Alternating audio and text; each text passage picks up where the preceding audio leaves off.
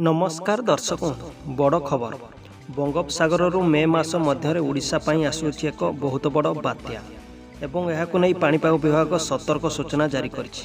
तेबे दर्शक कौन रही बात्या को नहीं निश्चिंत आसतु अपडेट जाना भिडियो संपूर्ण तथ्य जाना भिडियो तेणु भिडियो देखने पूर्व भिडियो को निश्चित लाइक कमेंट शेयर और चैनल को सब्सक्राइब करूँ।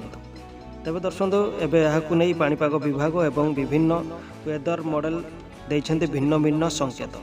जीएफएस मॉडल अनुसार दक्षिण बंगोपसागर आसंता किछि दिन मध्य एक घूर्णिबलय सृष्टि हो पारे। यापर यह लघुचाप एवं परे बात्यार परिणत होवार संभावना थिबा कुहा जाउछि।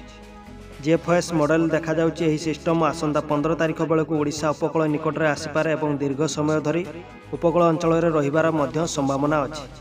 हेले जीएफएस मॉडल अनुसार एपर्यंत बात्या संकेत देने यह केवल एक वर्षा प्रदानकारी लघुचाप हो पारे बोली आकलन करा जायछि। पाणीपाग विज्ञान प्रोफेसर सुरेंद्रनाथ पशुपालक कहवा अनुसार समुद्र पृष्ठर तापमात्रा 30 रु 31 डिग्री सेल्सियस रही जहाँ बात्यार सृष्टि अनुकूल परिवेश।